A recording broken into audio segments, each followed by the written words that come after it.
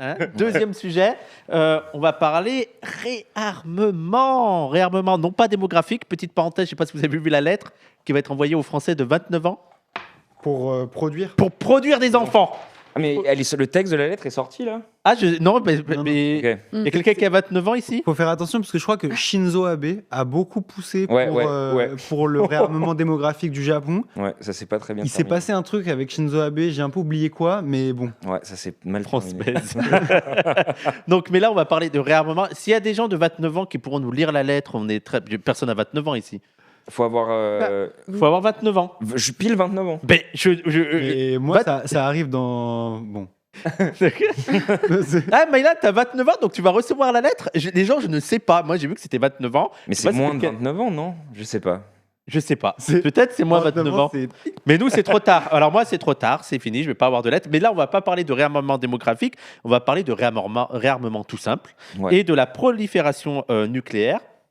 On a vu les vœux de Macron aux armées. Enfin, moi, je les ai vus en tout cas. Je sais pas si c'est le cas de. Moi, je me suis imposé ça. C'était très long. Ouais. Quoi. Mais il l'a fait là dernièrement encore. J'ai pas. Ouais, bah, il l'a D'accord, fait en ok, chaque janvier, année, quoi, mais chaque pour- année, Et là, cette fois-ci, je l'ai regardé parce que comme je sais qu'on fait un stream tous les mois, c'est le Ouais. genre de truc. le voilà, truc quoi. du réarmement, c'est un peu votre ligne. Ouais, bah, et puis je pense que Ouais. c'est. En fait, on en parle tellement peu que. Ouais. Voilà. Enfin, en dehors d'ici, quoi. Oui, non, mais ça, c'est Que- même pas du second degré. Hein. Alors que- Et il y a toujours. Ce qui est intéressant, c'est que parfois il est assez clair, mais même sur les politiques sur le long terme. C'était quand qu'il avait, il y avait la décision de l'augmentation de 400 milliards? C'était il y a 2 ans ou l'année dernière?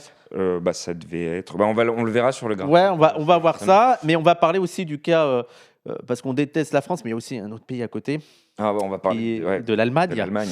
L'Allemagne qui se réarme, c'est jamais bon signe. Ouais. On va y revenir.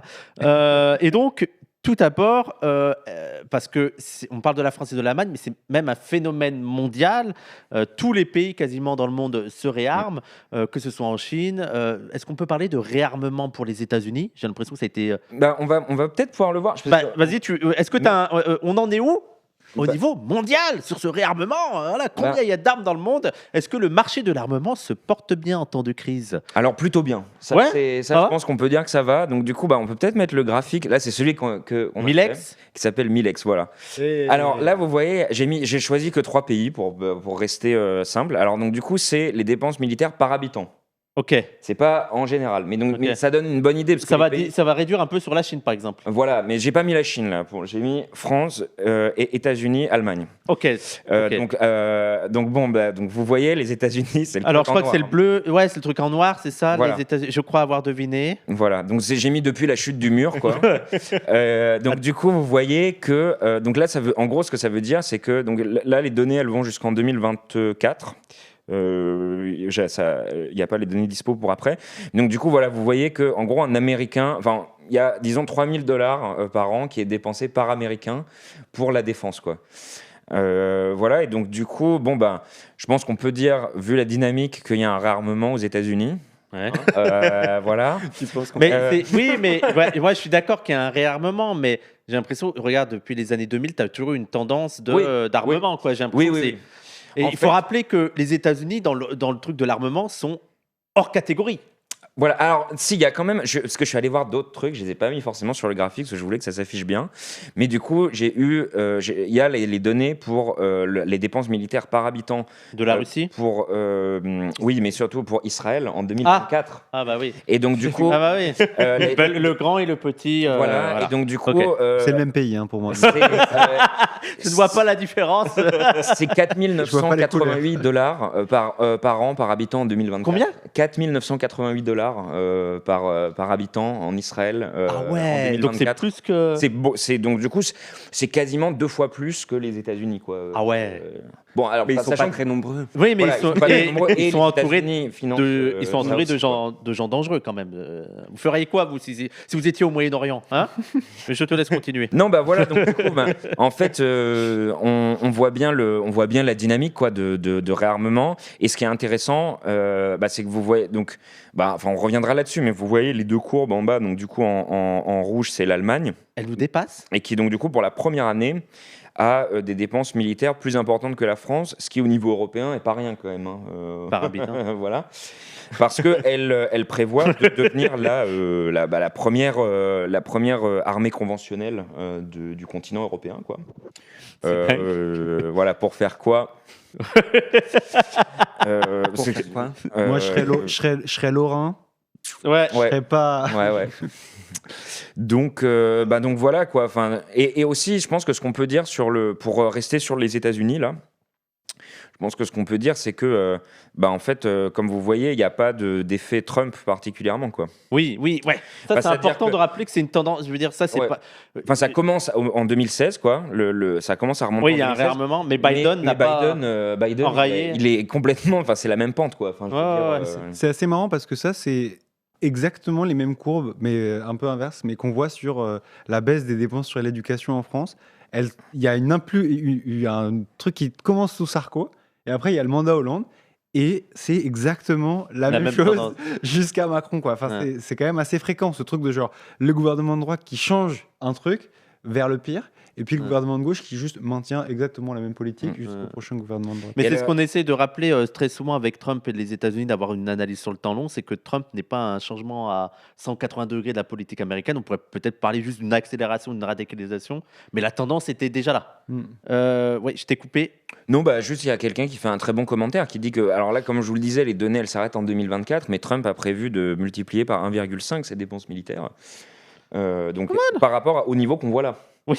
Donc c'est-à-dire que là voilà, j'ai appelé les dernières données et tout ça parce que ça met toujours un peu de temps. C'est le Stockholm, l'Institut de recherche pour la paix de Stockholm qui publie ces données très bien faites. Et que certains estiment pour les États-Unis qu'elles sont sous-estimées en plus, pareil. D'accord, ok. Il y a tout un débat là-dessus sur est-ce qu'ils déclarent, enfin voilà, qu'est-ce qu'on compte dedans. Et c'est vrai que quand on s'y intéresse un peu, c'est assez compliqué de savoir qu'est-ce qui est une dépense militaire et qu'est-ce qui sort de ce cadre-là. Mais donc du coup, c'est une dynamique qui est, parce que les dépenses militaires, elles sont planifiées. C'est des dynamiques qui sont prévues pour continuer, pour continuer à augmenter. Ouais. Et là, on a fait un peu au niveau mondial. Là, on va s'intéresser un peu plus au cas de la France.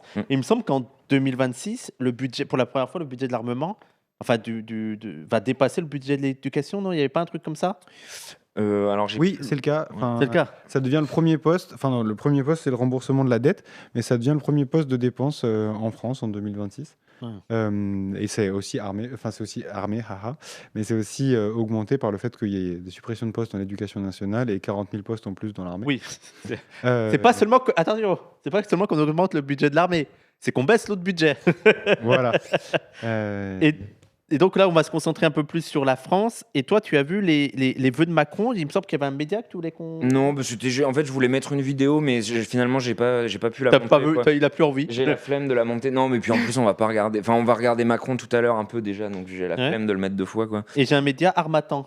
Ouais, alors ça c'est intéressant, mais on le mettra après ça. Mais c'est c'est sur une fusion-acquisition française intéressante, quoi, pour créer des champions de l'industrie de l'armement. Mais du coup, oui, j'ai regardé les vœux de Macron, quoi. Et en fait, voilà. Donc du coup, c'est un peu, je me dis, voilà, c'est une occasion d'en parler un peu, parce que sinon, pourquoi j'aurais fait ça, quoi. Non, mais plus sérieusement, en vrai, on aurait dû faire un react. Ouais, non, mais c'est trop long, quoi. C'est trop. Enfin, il y a quand même une grosse partie où il chante la Marseillaise avec les militaires, mais bon, voilà. Non, mais moi, j'ai trouvé qu'il était très honnête, Macron, en fait, dans ses vœux aux armées. Les gens ont beaucoup commenté son œil injecté de sang. Il n'avait pas encore ses lunettes? Non, c'était juste avant qu'ils mettent Ah voilà, c'est ça la photo, quoi. C'était juste avant For Sure. Et c'était un discours assez intéressant parce qu'en fait, il dit qu'il a accompli ses objectifs, quoi. Et surtout, ce que je trouve assez fascinant, c'est que il dit assez ouvertement qu'en fait, c'est pas qu'ils n'ont pas attendu la guerre en Ukraine pour se réarmer. Okay. Il dit, moi, en gros, depuis que je suis arrivé en 2017, j'ai toujours insisté, en gros, pour qu'il y ait ce réarmement-là. Et en fait, voilà, regardez les objectifs de niveau de dépenses et tout ça, ils ont été accomplis Enfin, en gros, la planification militaire macroniste, de son point de vue, elle a fonctionné. Et ce qu'il faut bien comprendre, du coup, c'est que, en fait, c'est un peu comme la dynamique qu'on disait, qui commence vers 2016-2017, quoi. C'est-à-dire que, en fait, cette dynamique de l'impérialisme, on n'a pas attendu le 22 février 2022 que l'armée russe passe la frontière, en fait, pour qu'elle démarre. C'est-à-dire, c'est une stratégie qui est planifiée par les états-majors, par les États. Et voilà. Et je trouve que Macron, pour le coup, il a été assez clair sur cette histoire-là, quoi. On peut au moins lui reconnaître ça. Bravo Macron. Ouais. GG à Macron. GG. À max de GG dans le chat pour Macron, s'il vous plaît. Ouais, pour une fois. Non, alors par contre, il y a un autre aspect qui, alors là, qui est assez flippant, quoi. C'est que vraiment, il a beaucoup insisté sur les missiles à longue portée, quoi. Et donc, t'arrives à faire des trucs incroyables à ton chat, hein, quand même. Il y a des résistants quand même. Des antipatriotes. Ouais, parce que sinon, comment on va faire si on n'a pas les armes que Macron a commandées là à longue portée. À longue portée, ouais. Et donc du coup, il y a un côté un peu, on en reparlait un peu tout à l'heure, mais il y a un côté un peu, moi je trouve ça un peu terrifiant, quoi. J'avoue cette idée que en fait, il faut développer des capacités militaires qui, du coup, impliquent que d'autres puissances eux-mêmes développent de telles capacités, parce que si tu as des missiles à longue portée, donc les autres vont avoir des missiles à longue portée. C'est ça qui est assez hallucinant, c'est que on s'arme parce que l'ennemi s'arme, mais donc l'ennemi va s'armer davantage qu'on est en train de s'armer, quoi. T'es dans un cycle infini. Il n'y a pas de gagnant au final. Est-ce qu'il n'y aurait pas des gens qui gagnent quand même un peu à ce que tout ça se passe ? Tu crois Est-ce qu'on peut reparler de la fusion de tout à l'heure ? C'est peut-être une bonne transition, effectivement, pour parler. Il y a des gens qui gagnent de l'argent sur la... Non, je crois pas. Sur des la production d'armes. Qui détruisent le vivant. Non. Mais attends, mais les armes, non. elles sont produites par des entreprises. Je crois. Et en plus, le pire, c'est que si tu les utilises, il faudra en produire de nouvelles. Ouais. Donc c'est cool. Ouais, puis même parfois, t'as même pas besoin de les utiliser, quoi. Juste, il faut en produire de nouvelles. Et tu peux en vendre aux autres. Ouais, non, mais là, du coup, il y a eu c'est Dassault, c'est ça, qui a acheté Harmattan. Donc là, on peut peut-être. Attends, Harmattan, le. Non, pas l'éditeur. Ah, d'accord, pas l'éditeur.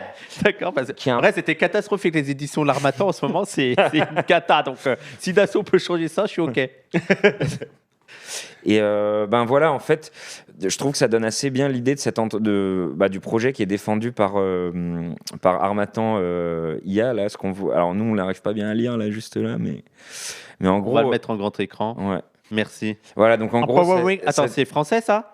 Ah non, c'est le OK. Ouais, j'allais m'énerver. Que c'est en anglais. Je vais dire non, on n'est plus en France là. Donc ça veut dire renforcer les forces armées des démocraties libérales et de leurs alliés avec des capacités qui augmentent les limites opérationnelles et la préparation, quoi. Et donc renforcer les OK, c'est sponsorisé par Usul. C'est exactement ça. Mais c'est intéressant en tout cas de voir que c'est intéressant de voir qu'effectivement dès que le capitalisme s'approprie ce genre de marque, en fait, il le fait au nom de la démocratie. Oui, c'est dingue qu'ils aient mis ça. Alors que de l'autre côté, quand c'est des grands groupes russes, c'est au nom, on sait pas quoi, tu vois, mais genre de la civilisation. Du point de vue européen, c'est juste le mal, le népotisme, ces trucs-là. Mais surtout, on inverse complètement un truc qui, en vrai, résulte de programmes qui sont assez voisins. Est-ce qu'on pourrait revoir le chat, s'il te plaît, Milan? Mais surtout que la France n'a pas hésité non plus à vendre des armes à des régimes qui ne sont loin d'être démocratiques, quoi. Dont la Russie, d'ailleurs. Thalès, dont on va parler bientôt, contourne les sanctions qui sont faites à la Russie pour vendre des armes, vendre des produits, des composants électroniques qui sont retrouvés sur des drones russes, en permanence, quoi. Et donc du coup, ça vous aura pas échappé que c'est Harmattan IA, quoi, le nom de la société. Et en fait, ça, je pense que là, on parle beaucoup en ce moment du fait qu'il y a une bulle de l'IA, il y a plein d'investissements et tout qui sont faits, et que en fait, il y a assez peu de profits qui en sont retirés là immédiatement. Et du coup, c'est un peu pour ça qu'on a voulu parler de cette acquisition-là par Dassault, quoi, qui est que le réarmement est un des débouchés en fait de cette bulle de l'intelligence artificielle. Et en fait, le fait que aujourd'hui un des géants industriels de l'armement et de l'aéronautique en France achète une société comme ça, c'est quelque chose qui est vraiment pas neutre, qui peut faire penser par exemple à Palantir aux États-Unis, qui développe un discours très similaire de défense. Alors là, c'est pas des démocraties libérales, là c'est l'Occident. Ouais. C'est un truc plus explicite, quoi. Oui, plus clair. Mais donc du coup, voilà, il faut bien voir que le secteur militaire, à terme, a quand même est un candidat très sérieux pour absorber les pertes de la bulle IA, quoi. Je pense que c'est intéressant de rappeler que le Mercosur, c'était l'industrie lourde allemande qui voulait aussi en profiter. Une industrie, et le réarmement de l'Allemagne, c'est un truc qui sert à l'industrie lourde allemande qui est en crise. Ils n'arrivent pas à vendre de voitures. Ils n'arrivent pas à vendre de voitures, mais il y a aussi tout un tas de gros trucs qu'ils font. Et Rheinmetall construit des armes assez vite. Et de l'autre côté, Peter Thiel et Palantir. Mais je pense que aussi, ce que ça permet de dire, cet exemple-là de Harmattan AI et d'Assaut, c'est vraiment aussi ce truc de cette folie autour de l'intelligence artificielle et la construction des infrastructures, etc. Donc les data centers, les câbles et tout ce qui permet en fait à cette intelligence artificielle de fonctionner. Mais déjà, un des gros acteurs, c'est déjà l'armée qui est un des principaux clients des opérateurs cloud et tout ça. Et en fait, ça fait partie aussi de... là, Harmattan AI, c'est considéré comme defense tech, donc c'est un peu ce secteur de la tech qui serait spécialisé sur les questions de défense, mais en réalité, de plus en plus, tout le secteur de la tech se mouille de plus en plus dans la militarisation de ces infrastructures. Et c'est d'ailleurs quelque chose qui s'est beaucoup vu avec le génocide, où aussi bien Microsoft Azure que Google Cloud que Amazon Web Services sont directement liés au complexe militaro-industriel israélien. Et il y a eu cet été, par exemple, un scandale où on a vu que tel data center Microsoft qui était basé aux Pays-Bas, en fait, il stockait les données d'écoute des palestiniennes qui étaient ensuite traitées pour faire du ciblage sur certaines personnes dans la bande de Gaza, et qu'en fait, cette infrastructure-là mondialisée de data center et de la tech, elle permet aussi de construire ça. Et c'est vraiment quelque chose que, par exemple, dans Guerre à la guerre, ça commence, mais il y aurait moyen d'aller plus loin aussi, de vraiment montrer comment ces acteurs-là de la big tech et de la defense tech, c'est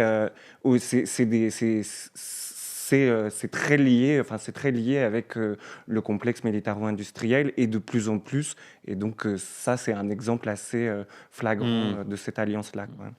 Là, on parlait du niveau français et tout, mais est-ce qu'on a des données aussi au niveau européen? Comment ça se passe? Et il me semblait, il y a bien un an là aussi, on avait décidé au niveau européen d'une augmentation de 800 milliards, c'est ça, Ouais. du budget de l'armement? Voilà, c'est ça. Il faut une armée de l'Union européenne?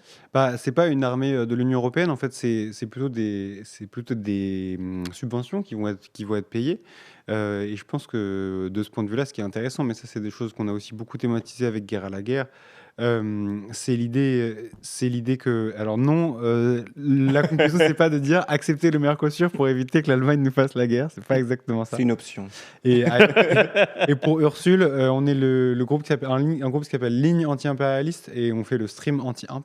Ouais. Il y a le Discord, d'ailleurs sur YouTube, il y a le Discord. Si vous voulez rejoindre ces discussions, si vous voulez participer aux groupes, qui sont des groupes de lecture, mais pas seulement. Il y a de plus en plus, vous participez à des actions, vous participez à des collectifs comme Guerre à la guerre. Donc sur YouTube, vous avez le lien en description pour rejoindre le Discord et rejoindre les actions. Et donc, pour revenir juste à ce qu'on disait précédemment, les 800 milliards, c'est des trucs qui sont débloqués pour financer diverses choses, pour répondre à des appels d'offres, pour financer des entreprises et le capitalisme guerrier européen, mais aussi pour soutenir des agences comme Frontex, permettre à Frontex de s'armer, donner des thunes à certaines brigades, etc. Et donc développer tout un complexe qui n'est pas vraiment une armée européenne, mais plus une interconnexion entre des Hmm. groupes de sécurité, les armées européennes, les différentes armées européennes, etc. Mais en fait, en vérité, il n'y a pas de constitution d'une force européenne à l'aide de ces 800 Ouais. milliards. C'est beaucoup plus un plan, et d'ailleurs, c'est comme ça qu'il est appelé. Le plan, c'est Rearm Europe. C'est pas genre Make une Oui. European Army. C'est réarmer l'Europe. Et le réarmement européen, c'est une dynamique qui s'opère dans les contextes nationaux divers et variés. C'est pour ça que l'Allemagne, par exemple, qui est moins endettée que la France, se réarme beaucoup plus vite que la France et a une capacité d'augmenter beaucoup plus rapidement ses dépenses en termes d'armement. Mais pour Voilà. donner une idée, donc par exemple, Rheinmetall est en train de devenir, si on prend pas le niveau Union européenne, mais le niveau Europe, Mm. là déjà vient de dépasser Thales en termes de vente, quoi, depuis plusieurs trimestres, quoi. Et voilà, enfin, en fait, je veux dire, il y a vraiment il y a une logique nationale, comme tu dis, puis il y a aussi la logique de l'OTAN qui joue. Et il faut toujours rappeler que l'augmentation des dépenses militaires, certes, elle est opérée par, enfin voilà, comme je vous disais tout à l'heure, Macron se vante D'y avoir pensé d'y avant avoir tout le pensé monde. avant tout le monde. Mais aussi Trump Il a mis la pression, a mis la pression pour que les pays membres de l'OTAN se réarme pour pouvoir lui faire la guerre au Groenland. Voilà, c'est ça. Ouais, c'est un plan ambigu, hein, quand même. Et il y a souvent la question que des gens se posent, c'est pourquoi la France se réarme alors qu'on a l'arme nucléaire? Est-ce que ça ne devrait pas suffire à dissuader? Vous savez qu'il n'y a plus de traité de prolifération, plus de traité entre la Russie et les États-Unis de non-prolifération nucléaire depuis jeudi. Voilà, donc commencez à paniquer. Non, moi j'ai l'impression, enfin là cet exemple-là, il le montre bien, quoi. Et en fait, ils vont avoir du mal quand même à en négocier un nouveau vu la situation entre les deux pays, quoi. Parce qu'en fait, les traités de non-prolifération, ils viennent pas de à l'époque l'Union soviétique et les États-Unis, puis la Russie et les États-Unis qui se disent, ce serait quand même, la guerre, quelle connerie et tout. Ils étaient plus rationnels à l'époque, voilà. plus gentils, C'est- plus ouverts au dialogue. Ces accords-là, ils reflètent des rapports de force, en fait, à un moment. Et ça, je pense que c'est quand même important de l'avoir en tête. Et ces rapports de force, ils sont pas propices à un désarmement nucléaire du tout aujourd'hui, quoi, hein, c'est le moins qu'on puisse dire. Et donc, du coup, en fait, tout... Enfin, c'est-à-dire, ça devient des éléments de stratégie, quoi, d'une stratégie plus générale. C'est pour ça aussi que tout à l'heure, Mélenchon insiste beaucoup là-dessus d'ailleurs, quoi. Il dit voilà pourquoi les Allemands veulent la plus grande armée conventionnelle d'Europe, ça sert plus à rien. Nous, en France, on a la dissuasion nucléaire, etc. Et en fait, ce réarmement, il sert aussi à opérationnaliser certaines choses qui, en fait, toute la question de la stratégie peut pas être limitée à la dissuasion nucléaire, en fait, quoi, à un moment. Et c'est le sens de ce que dit Macron quand il est en mode il faut des missiles à longue portée et tout, quoi. C'est-à-dire que, en fait, vu que l'ordre international est quand même en train de craquer de partout, tout ça va se rediscuter, et notamment ce que Trump veut, et il utilise ça un peu comme pression là dans le cadre de ses négociations sur la dissuasion, la prolifération nucléaire, quoi. Il dit il faut que la Chine soit inclue dans ce traité-là de non-prolifération, parce que en fait c'est une puissance comparable, qui se place en gros à la même échelle que d'un point de vue nucléaire que la Russie, quoi, et les États-Unis. Et donc du coup, ça complique considérablement les choses, hein, de négocier un truc surtout compte tenu de la situation actuelle. Mais la Russie, elle n'avait pas demandé qu'il y avait aussi la France et l'Angleterre? Il y a d'autres traités. Mais là, c'est le traité spécifiquement russo-américain, quoi. Enfin, soviéto-américain. Et puis. Mais c'est vrai que moi, quand tu m'as donné cette information dans la préparation du stream, j'ai cru que il y avait plus de traité de prolifération. Non. J'étais là, mais je comprenais pas d'où ça sortait cette histoire. Non, mais bon, de toute façon, de fait, il y a des acteurs qui poussent quand même pour le reconduire tel quel. Mais le truc, c'est que les Américains, ils comptent bien quand même aussi jouer sur ce truc-là pour aussi pour forcer, pour pousser ses alliés otaniens à se réarmer. En fait, c'est ça. Il faut bien comprendre que en fait, la dissuasion nucléaire, c'est un concept important, quoi, mais c'est quelque chose qui se joue à plusieurs niveaux en réalité. Quoi. Et voilà, c'est un peu ça, quoi. Après, c'est vrai que pour certaines personnes, ça peut paraître absurde.